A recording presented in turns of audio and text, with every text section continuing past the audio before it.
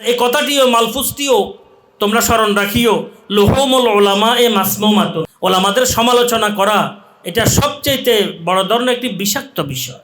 সমালোচনা মানে গোস্ত খাবার তুল্য, আর গোস্ত কিন্তু এটা খুব বিষাক্ত, এটা হজম হয় না, এটা কখনো হজম হয় না। যখন আল্লাহ চায় যে কারো হাতে তার কর্মের কুফল উঠাই দিবে, তাকে কোনো আল্লাহওয়ালার পিছনে লাগাই দিবে, আলেম ওলামাদের পিছনে লাগাই দিবে। যে আমরা জামিয়া রশিদিয়া থেকে আদবটি নেয়ার চেষ্টা করব।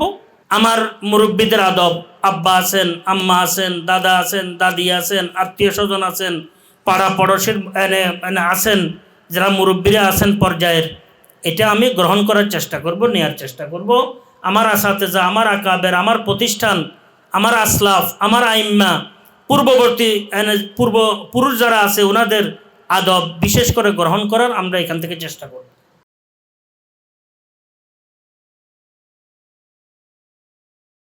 সুবহানাকা লা ইলমা লানা ইল্লা মা আল্লামতানা ইন্নাকা আনতাল আলিমুল হাকিম।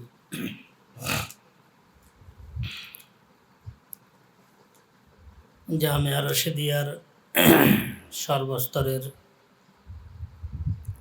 ছাত্র ভাই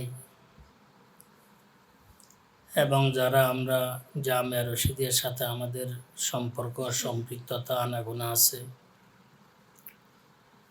জামিয়া রশিদিয়া থেকে আমরা কি বিষয়, কোন বিষয়গুলো আমরা গ্রহণ করব, এটি আমি আলোচনা করতেছিলাম।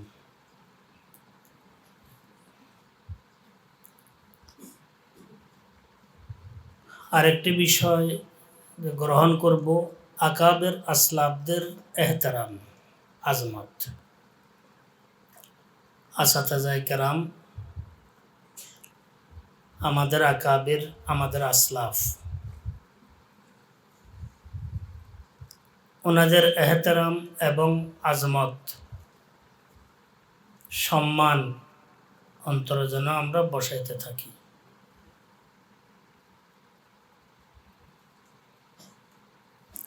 কোনো মাসআলা মাসাইলের ব্যাপারে কোনো রকমের যদি সন্দেহ সৃষ্টি হয়, তো বিজ্ঞ যিনারা আছেন ওনাদের কাছে গিয়ে নিজের সন্দেহ প্রকাশ করব। তো দেখবেন আপনাদের এলেমের পরিবেশগত ধারার গভীরতা কতটুকু।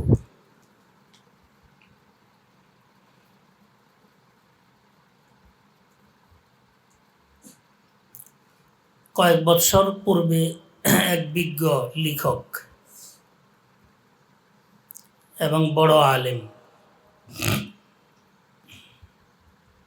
কয়েকজন মুরব্বীর এজাজত প্রাপ্ত বয়োবৃদ্ধ গবেষক, চিন্তাবিদ যাদেরকে বলা হয়, মোটামুটি খুব সচেতন, উনি তাশরিফ আনছেন। আনার পর হুজুর আমি আপনার সাথে একটু কথা বলবো।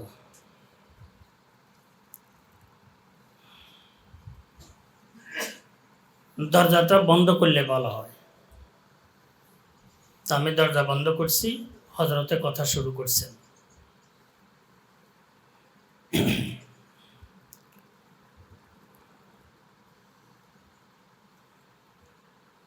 চলমান এক মাসালার উপরে, যেটা আমাদের মধ্যে, আমাদের মাদ্রাসাগুলোর মধ্যে উগ্রপন্থীদের অবস্থান, আমাদের ছাত্রদের মধ্যে উগ্রতার যে পুঁজি, ওই মাসালা নিয়ে।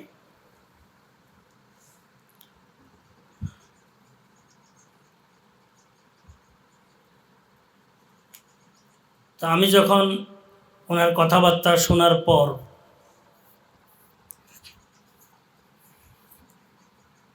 আমিও কিছু কথাবার্তা শুরু করছি। একটি পর্যায়ে লম্বা কথাবার্তা বলার পর উনি আমাকে বললেন, হুজুর আমরা এতক্ষণ পর্যন্ত কোথায় ছিলাম, এগুলো আমরা কেন বুঝি নাই? তাই বললাম যে হজরত, আসলে বিজ্ঞ মুফতি হজরতদের সোহবতে লম্বা সময় থাকা ছাড়া সাধারণত বিষয়গুলা বোঝাটা কঠিন। জোশের বিষয়গুলো সবাই বুঝে, চিল্লাচিল্লির বিষয়গুলো সবাই বুঝে, সহজে বুঝে। বাকি হোশের যে বিষয়গুলো আছে, মাসআলা মাসাইলের যে কোরআন এবং হাদিসের বিষয়গুলো আছে, এগুলা হুজুর খুব গভীরতার সাথে কোনো বড় মুফতির সোহবতে লম্বা সময় থাকলে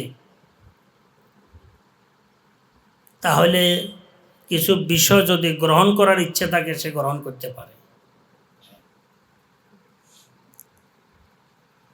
এই বেচারা একেবারে হতভম্ব হয়ে গেছেন কি আমরা আসিলাম কোথায়। উনি আশকাল করেন, ওনার বুঝ মতে আমি এটার উত্তর দিতে থাকি। তো একটি পর্যায়ে বলছেন, হুজুর আমরা এতদিন পর্যন্ত ভুলের উপরে ছিলাম, জোশের উপরে ছিলাম, হোশের উপরে ছিলাম না। শরীয়তের মাসআলা মাসাইলের গভীরতা বহু নিচে। ওই বড় আলেম হজরত দুনিয়া থেকে বিদায় নিছেন, আল্লাহ পাক দরজাত বুলন্দ করেন। আরেক বড় বিজ্ঞ আলেম, ওনার মাদ্রাসা আমি গেছি, উনিও দুনিয়া থেকে চলে গেছেন। আসলে আলেম ওলামাদের সাথে মাসআলা মাসাইল নিয়ে বসা দরকার, যদি আমার বুঝে না আসে। আমরা তো আমাদের বিপরীত হইলে কিচ্ছু মানি না। আমার মনের বিপরীত হয়েছে, সে যে কেউ হোক, তাকে আমি উপেক্ষা করে চলি, প্রত্যাখ্যান করতে থাকি। এটা হচ্ছে আপনার শয়তানি জোশ, শয়তানের পক্ষ থেকে এই জোশ। কিছু নবীন আমাদের মধ্যে আছে, বলা ঠিক না, আসলে ওনাদের মধ্যে পুঁজি হচ্ছে জোশ, গভীরতার কিচ্ছু নাই। একবার এর উপরে চড়াও করে, একবার এর উপরে চড়াও করে, একবার এই দলের উপরে চড়াও করে, আরেকবার এই মতের উপরে চড়াও করে। তার শুধু কাজে এটা লাপালাপি, কিছু নেই। শেষ পর্যন্ত দেখা যাচ্ছে মৃত্যু পর্যন্ত হাত পা অঙ্গ প্রত্যঙ্গ চুরমার হয়ে দুনিয়া থেকে চলে যায়। আকাবের আসলাফদের বিপরীত অবস্থান নিয়ে, ঈমান নিয়ে যাওয়ার তৌফিক আল্লাহ পাক দান করেন, কিন্তু ইতিহাসে এটার প্রমাণ কম। ইতিহাসে এটার প্রমাণ বহু কম।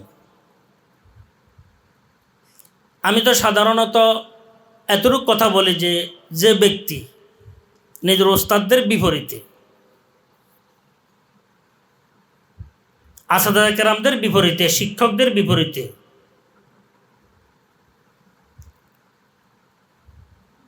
মাদ্রাসার কর্তৃপক্ষের বিপরীতে,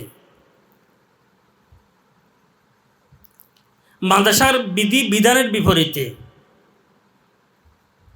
যে কোনো প্রতিষ্ঠানে আমি আসি, এরপরে পূর্ববর্তী আকাবের আসলাফদের বিপরীতে যার মুখ দিয়ে কথা বের হইতে থাকে, এটাই যথেষ্ট সে গোমরাহ হওয়ার জন্য, আর কোনো দলিলের প্রয়োজন নেই। এটা কিন্তু খুব লক্ষ্য রাখি, আর কোনো দলিলের প্রয়োজন নেই। যার মুখ দিয়ে আসাদায়ে কেরামদের বিপরীতে, মাদ্রাসার কর্তৃপক্ষের বিপরীতে, মাদ্রাসার নিজাম নজম নিয়ম পদ্ধতির বিপরীতে, আকাবের আসলাফদের বিপরীতে যার মুখ দিয়ে কথা বের হইতে থাকে, হয়তো একবার বের হয়েছে তওবা ইস্তেগফার করে ফেলছে, আল্লাহ ভাই ক্ষমা করবেন। যদি বের হইতে থাকে আর এটাকে সে হক মনে করে, গলতকে হক মনে করা, এটা শয়তানের প্রথম কাজ, গোমরাহির প্রথম পুঁজি। শয়তানে আল্লাহ পাকের হুকুমকে তো মানে নাই, আরও সে কি মজবুত ছিল যে আমি সঠিকের উপরে আছি, আমি কেন তারা সজদা করব? সে তো মাটি থেকে সৃষ্ট, আর আমি হচ্ছে আগুন থেকে সৃষ্ট। আর তুমি তো সৃষ্টি করছো আগুন থেকে আমাকে, আর আগুনের স্বভাব উপরের দিকে যাওয়া, মাটির স্বভাব নিচের দিকে যাওয়া, তো স্বভাবের বিপরীতে হইয়া যায় বিষয়টি। তাহলে আল্লাহ পাকের হুকুমকে সে যুক্তির অধীনে নিয়ে এসে খুব মজবুতির সাথে এটার বিপরীতে ছিল। কি হয়েছে? ফাখরুজ ফাইন্না আলাইকা লানাতি ইলা ইয়াউমিদ্দিন, বের হয়ে যায় এখান থেকে, তোর উপরে একদম কিয়ামত পর্যন্ত লানত। কিয়ামত পর্যন্ত লানত মানে ফের ওর পরেরগুলো তো ভিন্ন আছে। এখানেও তাফসিরে কিছু ব্যাখ্যা দিয়েছেন ইলা ইয়াউমিদ্দিন কেন বললেন। তো বলার উদ্দেশ্য হচ্ছে যে নাকি নিজের অবস্থানের উপরে মজবুত থাকবে, আকাবের আসলাফদের বিপরীতে তার অবস্থান সুদৃঢ় হতে থাকবে। এটা দলিল প্রমাণ, দলিলে লিম্মি ইন্নি নয়, দলিলে লিম্মি ইন্নি নয়, অর্থাৎ অকাট্য প্রমাণ সে গুমরাহের উপরে আছে। হয়তো আজকে তার হিসাব নিকাশ একটু ভালো লাগতেছে, কিন্তু আগামীকাল যখন কষাকষি শুরু হবে হিসাব নিকাশের তো যোগ বিয়োগে মিল খাবে না, ধীরে ধীরে সে হেদায়েত থেকে দূরে সরতে থাকবে। আজ পর্যন্ত যত দল, যত মত, যত পথ হেদায়েতের বিপরীতে ছিল আছে, তারা ওরা যারা আকাবের আসলাফদের বিপরীতে অবস্থানকারী। ইতিহাস সাক্ষী আছে, একটা একটা করে দেখো। কোরআনের বিপরীতে যায়, নিজের পা জমাইতে পারে না। হাদিসের বিপরীতে গিয়ে নিজের পা জমাইতে পারে না। একমাত্র আকাবের আসলাফ আইম্মাদের বিপরীত গিয়ে নিজে খুব জমাইতে থাকে, আর গোমরাহের মধ্যে সে অগ্রসর হইতে থাকে। নিজের মনের কুচাহিদার অন্ধ ঘোড়ার উপরে সে সাওয়ার হইতে থাকে, আর এই ঘোড়া তাকে অজানা এক গন্তব্যে নিয়ে কি নিক্ষেপ করতে থাকে। খুব লক্ষ্য রাখি,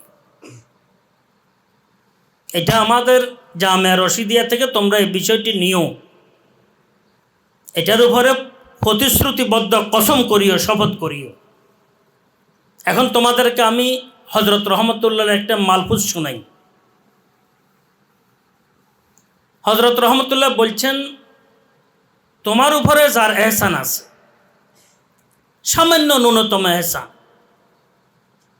খবরদার তুমি এটা কখনো ভুলিও না।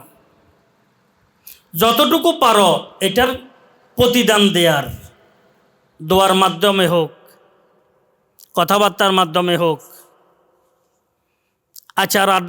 আচরণের মাধ্যমে হোক, যতটুকু পারো তুমি এটার প্রতিদান দেওয়ার চেষ্টা করবে নিয়মিত। এটার মধ্যে যেন কোনো রকমের দুর্বলতা তোমার মধ্যে না থাকে। হ্যাঁ, যার সামান্য ন্যূনতম এহসান তোমার উপরে আছে, ন্যূনতম এহসান, বলছেন তার কথাবার্তা, চলাফেরা, উঠা বসা, হ্যাঁ, আচরণ, মুআমালা, মুআশারা, যে কোনো সুরতে তার যাজা দেয়ার, প্রতিদান দেয়ার, তাকে শুকরিয়া আদায় করার, তাকে স্মরণ করার, মৃত্যুর পরে ইসালে সওয়াব করার, এটা ধারাবাহিকভাবে তুমি এটাকে কি ধরে রাখি। এটা খুব গুরুত্বপূর্ণ একটি বিষয় হযরত রহমতুল্লাহ বলছেন। আর তুমি যদি কারো উপরে এহসান করো, তার থেকে কোনো কিছু পাওয়ার জন্য এহসান করিও না, যে তুমি তার থেকে কোনো কিছু পাবে এটা নিয়ত করিও না আল্লাহর ওয়াস্তে। যদি তার থেকে কিছু পাওয়ার জন্য তুমি নিয়ত করো, তো উল্টা কিছু তোমার দিকে ছুটবে, ভালো কিছু আসবে না, কারণ দেনেওয়ালা একমাত্র কে? আল্লাহ।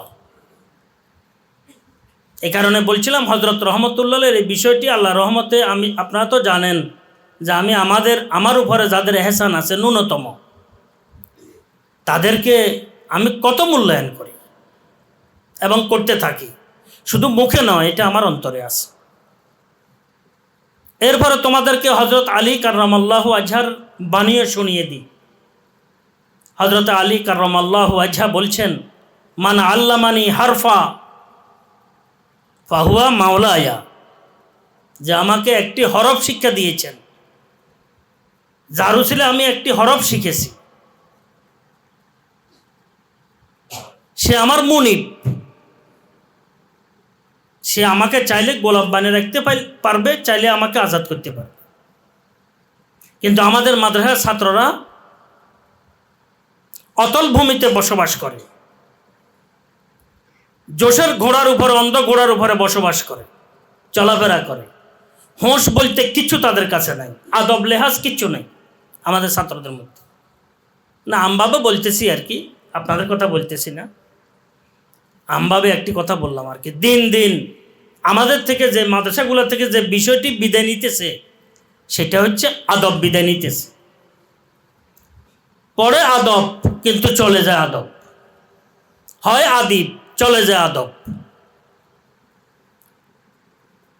আদিব হয়, অন্যের উপর আক্রমণ করে, আদব নয়, আর সব কিছু আছে তার মধ্যে। এটা বড় আফসোসের বিষয়।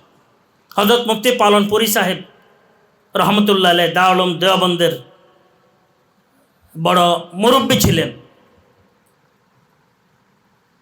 ওনার ব্যাপারে বলা হয়েছে যে ওনাদের ওস্তাদরা বলছেন যে সাঈদ আহমদ আকাবের কে উলুম কা আমিন হয়। সাঈদ আহমদ আকাবেরের উলুমের কি ধারক, বাহক, আমানতদার। যিনি তোহফাতুল কারি লিখছেন, বুখারী শরীফের শরহ, তোহফাতুল আলমাই লিখছেন, আরও ওনার বহু কিতাবপত্র আছে। উনি বলছেন যে আসলে দারুল উলুম দেওবন্দের মধ্যে বহু শাখা প্রশাখা আছে। যেখানে যাই আমার কাছে মোটামুটি একটা হিসাব নিকাশ লাগে, কিন্তু আদব বিভাগের মধ্যে গেলে আমার কাছে কিন্তু পেরেশানি লাগে। এখানে আমার কাছে লাগে যে অস্বস্তিকর একটি পরিবেশ আদব বিভাগের মধ্যে গেলে। কারণ যারা আদিব হইতেছে এদের পাণ্ডিত্য মুখে আসে বটে, কিন্তু দিলের রৌনক নষ্ট হইয়া যায়। এরা নিজেকে বহু কিছু মনে করে, অন্যকে গণেও না এরা সাধারণত। উনি বলছেন যে আদব বিভাগে আসলে আমার কাছে অস্বস্তিকর একটি পরিস্থিতি সৃষ্টি হয়। দারুল উলুম দেওবন্দের কথা বলতেছে। আর উনি এটাও বলছেন, আমি পড়ছি যে বর্তমান আদিবের মধ্যে আদবে থাকে না, অন্যগুলো তো কি থাকে আল্লাহ পাকে যান। উনি এটাও বলছেন। তো এই কারণে আমি বলতেছিলাম আসলে মুখের পাণ্ডিত্য এটা কিন্তু হজম করা বহু কঠিন বিষয়। এটা হজম করা বহু কঠিন বিষয়। কোনো আকাবের আসলাফদের সোহবতে থেকে যদি হজম করতে পারে তো পারল, আর না হলে এটা প্রতিক্রিয়া সৃষ্টি হয়। তো আমি আপনাদের খেদমতে এতটুকু কথা অনুরোধ করলাম যে আমরা জামিয়া রশিদিয়া থেকে আদবটি নেয়ার চেষ্টা করব। আমার মুরব্বীদের আদব, আব্বা আছেন, আম্মা আছেন, দাদা আছেন, দাদি আছেন, আত্মীয় স্বজন আছেন, পাড়া পড়োশের আছেন, যারা মুরব্বীরা আছেন পর্যায়ের, এটা আমি গ্রহণ করার চেষ্টা করব, নেয়ার চেষ্টা করব। আমার আসাতেজা, আমার আকাবের, আমার প্রতিষ্ঠান, আমার আসলাফ, আমার আইম্মা, পূর্ববর্তী পুরুষ যারা আছে ওনাদের আদব বিশেষ করে গ্রহণ করার আমরা এখান থেকে চেষ্টা করব। যারা নাকি কোন বিষয় এর বিপরীতে, মাদ্রাসার বিপরীতে, ওস্তাদদের বিপরীতে, নেজামের বিপরীতে, নজমের বিপরীতে, আসাতেজা আকাবেরদের আসলাফদের বিপরীতে একটু কথাবার্তা নাড়াচাড়া করবে, আমি বলি যে ইয়াকা ওয়াল হাইয়া, এই বিষাক্ত সর্প থেকে তুমি বেঁচে থাকো, নিজেকে বাঁচায় রাখো, দূরে থাকো এই বিষাক্ত সর্প থেকে, তোমাকে ধ্বংস করে ছাড়বে। ইয়াকা ওয়াল হাইয়া। আর এই কথাটিও মালফুজটিও তোমরা স্মরণ রাখিও, লুহুমুল উলামা এ মাসমুমাতুন। কিরে, লুহুমুল উলামা এ মাসমুমাতুন, ওলামাদের সমালোচনা করা এটা সবচেয়ে বড় ধরনের একটি বিষাক্ত বিষয়। সমালোচনা মানে গোস্ত খাওয়ার তুল্য, আর গোস্ত কিন্তু এটা খুব বিষাক্ত, এটা হজম হয় না, এটা কখনো হজম হয় না। লুহুমুল উলামা এ মাসমুমাতুন, এটাও ইয়াদ রাখিও, মান আদ আলী ওয়ালিয়ান ফাকাদ বারাজাল্লাহ বিল মুহারাবা, যে কোনো আল্লাহওয়ালার বিপরীতে অবস্থান গ্রহণ করছে সে আল্লাহর সাথে যুদ্ধের ঘোষণা করছে, যুদ্ধের জন্য প্রস্তুতি গ্রহণ করছে। তো আল্লাহর সাথে যুদ্ধ কি প্রস্তুতি গ্রহণ করে কেউ কি সারবে পারবে? তো নিজেকেই তো ধ্বংস করবে। এটাও ইয়াদ রাখিও যে আল্লাহ পাক যদি কারো ব্যাপারে তার কুফল তার হাতে দেওয়ার ইচ্ছে করেন, তাহলে কোনো আল্লাহওয়ালার পিছনে তাকে লাগায় রাখেন। বুঝছেন তো? কোনো আল্লাহ চোখ খুদা কা হাতকে পর্দা কস দরত, আল্লামা রুমি রহমতুল্লাহ বলছেন, তু চোখ খুদা কা হাতকে পর্দা কস দরত, মাইলে উদর তনায়ে পাকাজ বরদ। যখন আল্লাহ চায় যে কারো হাতে তার কর্মের কুফল উঠাই দিবে, তাকে কোনো আল্লাহওয়ালার পিছনে লাগাই দিই, আলেম ওলামাদের পিছনে লাগাই দিই। তো এই কারণে আমি আপনাদের খেদমতে অনুরোধ করব যে বিষয়টিকে আমরা খুব লক্ষ্য করব, যে এখান থেকে আমরা একমাত্র আদবের বিষয়টি গ্রহণ করার চেষ্টা করব। আল্লাহ পাক আমাকে আমাদেরকে সবাইকে আজি যাদের থেকে আমরা উপকৃত হয়েছি, আকাবের থেকে উপকৃত হয়েছি, আসাদাদা থেকে উপকৃত হয়েছি, প্রতিষ্ঠান থেকে উপকৃত হইতেছি, আমাদের আইম্মা আসলাফ থেকে আকাবের থেকে উপকৃত হচ্ছি, ইনাদের বিপরীত অবস্থান নেয়ামানি এহসানের সাথে গাদ্দারি করা, আর এটা কখনো আল্লাহ পাক কি করেন না, বরদাস্ত করেন না। জি, বস তজরবা কর দেম দরি দায়রে মুকাফাত, বা দরুদে কষা হারকে দরুফ তাদ বরুফ তাদ। বলছে আমার জীবনের তাজরবা, এক আল্লাহওয়ালা বলতেছে যে মানুষ কোনো আল্লাহওয়ালার পিছনে পড়ছে, সে উল্টা হয়ে পড়ছে, সে নিজেকে নিজে ধ্বংস করছে। এটা আত্মঘাতী একটি কি পদক্ষেপ। আল্লাহ পাক আমাকে আমাদেরকে সবাইকে সঠিক বিষয়গুলোর উপরে আমল করার, থাকার, বুঝার তৌফিক দান করেন। ওয়ালা হাওলা ওয়ালা কুওয়াতা ইল্লা বিল্লাহ।